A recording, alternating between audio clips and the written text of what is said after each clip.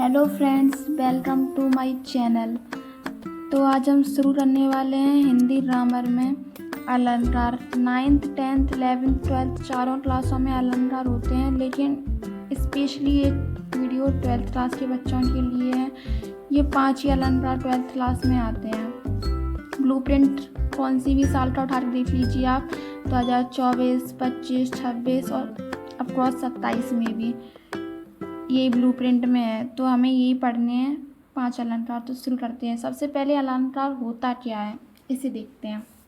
देखिए, ये है अलंकार। अलंकार का मतलब क्या होता है? अलंकार का अर्थ होता है गहना।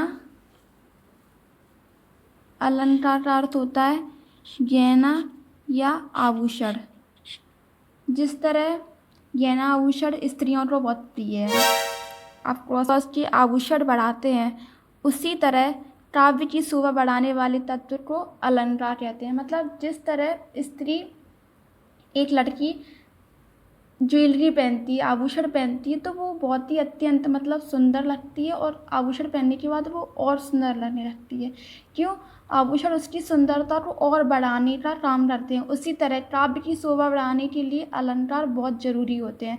अब आपके मन में प्रश्न आ रहा होगा कि काव्य क्या होते हैं। ये मैं अगले वीडियो में आपको बता दूँगी। अभी आप, इसलिए वीडियो थोड़ा लेंथी ना हो, इसीलिए अभी आप इतना पढ़ लीजिए कि अलंकार क्या होते हैं। सबसे फिर दूसरा प्रश्न होता है कि अलंकार कितने प्रकार के होते हैं। तो अलंकार 2 प्रकार के होते हैं। पहला शब्द अलंकार, दूसरा अर्थ अलंकार। पहला शब्द अलंकार क्या होता है?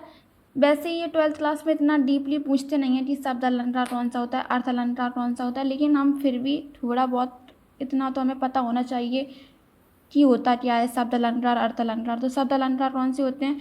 शब्द अलंकार वह होते हैं जिन शब्दों के माध्यम से चमत्कार उत्पन्न होता है। बहुत ही सिंपल सी डेफिनेशन है। जिन शब्दों के माध्यम से चमत्कार उत्पन्न होता है उन्हें हम शब्द अलंकार कहते हैं।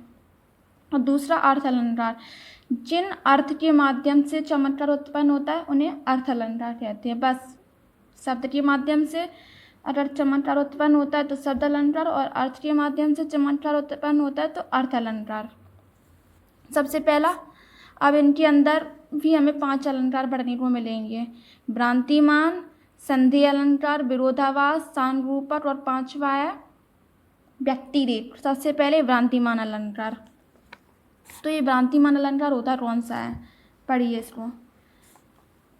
काव्य में जहाँ समानता के कारण किसी वस्तु को दूसरी वस्तु मान लिया जाता है या उसका भ्रम उत्पन्न हो जाता है तो वहाँ पर भ्रांतिमान अलंकार होता है। भ्रांतिमान अलंकार में क्या होता है? काव्य में जहाँ जैसे हमने किसी वस्तु को देखा है तो हमें उसी वस्तुओं के जैसे अन्य वस्तुओं का भ्रम उत्पन्न होता है कि हाँ ये ऐसा है, तो वहाँ पर भ्रांतिमान अलंकार होता है। जैसे एक एग्जाम्पल हम आपको देते हैं, जान श्याम घनश्याम को नाच उठे वन मोर। इसका मतलब समझ में नहीं आया होगा आपको। जैसे जब जंगल में पशु पंछी रहते हैं तो जब उन्हें बताया जाए कि श्याम आ रहे हैं, श्याम, तो उन्हें क्या आंसर लगा कि बादल आ रहे हैं। इसीलिए ये उदाहरण दिया गया है, जान श्याम घनश्याम को, श्याम को घनश्याम बादल जानकर नाच उठे वन मोर, वन के मोर नाचने लगे कि बादल आ रहे हैं, बारिश होने लगी है, इसीलिए। दूसरा है अर्थ अलंकार। अर्थ अलंकार का मतलब क्या होता है? काव्य में जहाँ किसी वस्तु को देखकर उसी वस्तु की जैसी अन्य वस्तुओं का संदेह हो और संदेह के कारण अनिश्चितता की मनोदशा हो तब वहाँ संधि अलंकार होता है। सेम है, भ्रांतिमान और संधि अलंकार में शायद आपको डाउट भी हो सकती है, पर एग्जाम्पल के थ्रू सबसे सिंपल है। एग्जाम्पल पर ध्यान दीजिए कि इसमें क्या बोल रहा है।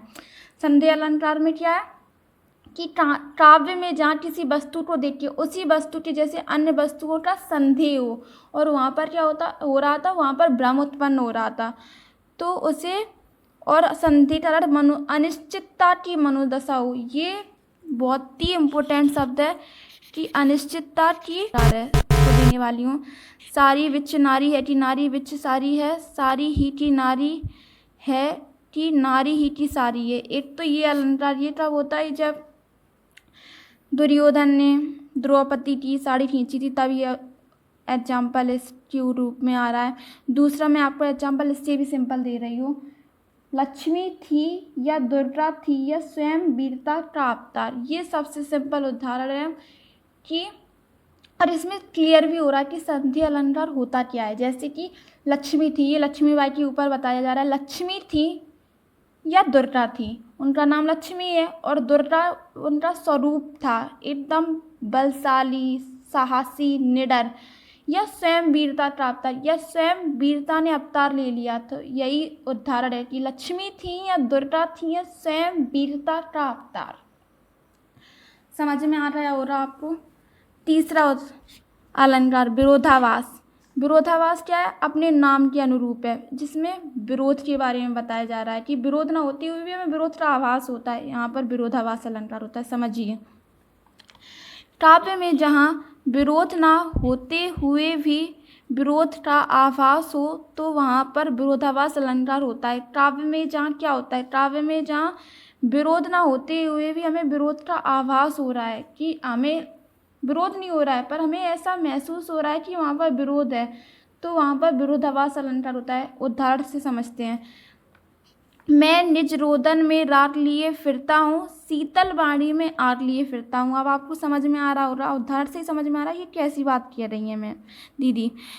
शीतल वाणी में आग कैसे लेके फिर सकते हैं? जब वाणी शीतल है तो उसमें आग तो हो रहा नहीं, यही विरोधाभास अलंकार होता है।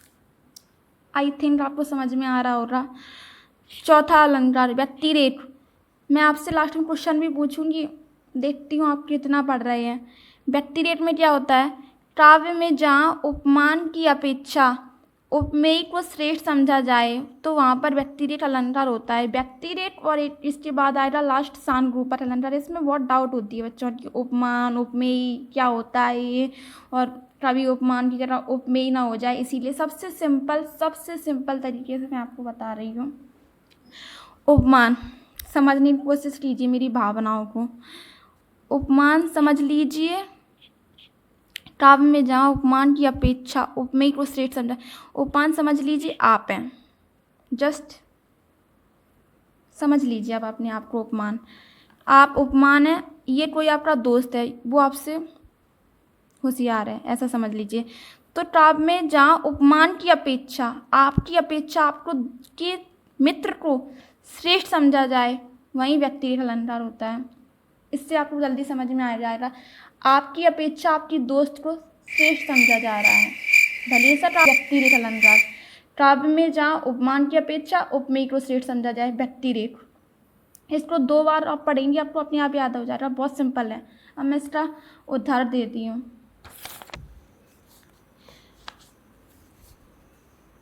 जिनके यश प्रताप के आगे शशि मलिन रवि शीतल लागे।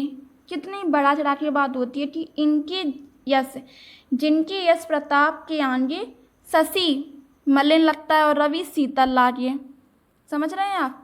5वां अलंकार सानुरूपक। इसका थोड़ा उदाहरण थोड़ा मुश्किल है पर ये करना पड़ेगा, इससे सिंपल मुझे मिला ही नहीं। काव्य में जहाँ उपमेय के सभी अंगों पर, आपके दोस्त के सभी अंगों पर उपमान के सभी अंगों का आरोप है, आपने आपके दोस्त पर आरोप लगाया है, उसे सानुरूपक अलंकार कहते हैं। सबसे सिंपल, आपको पता है आप होशियार हैं लेकिन कोई मान नहीं रहा है, तो आपने अपने दोस्त पर आरोप लगाया कि वो होशियार नहीं है, आप होशियार हैं, इसे ही बोलते हैं सानुरूपक अलंकार।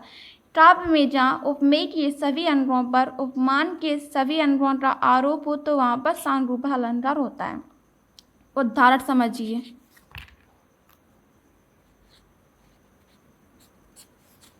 ये इसका उदाहरण है। उदित उदयगिरि मंच पर रघुवर बाल पतंग, विकसे संत सरोज सब हर्षे लोचन भृंग। इससे सिंपल मुझे उदाहरण मिला नहीं है और सिंपल है। जब अब इसके अंतर दूसरे वीडियो में आते हैं। अब मेरा एक आपसे प्रश्न है, देखते हैं आप कितना पढ़ रहे हैं। मैंने आपसे एक विरोधाभास अलंकार में एक उदाहरण पूछा था, मैं निज रोदन में राग लिए फिरता हूँ, शीतल वाणी में आग लिए फिरता हूँ। मेरा प्रश्न है, ये बताइए कौन से चैप्टर से मैंने ये उदाहरण लिया है। चैप्टर का नाम बताइए मुझे और उसके कविता नाम मुझे कमेंट में बताइए। फिर thank you so much friends.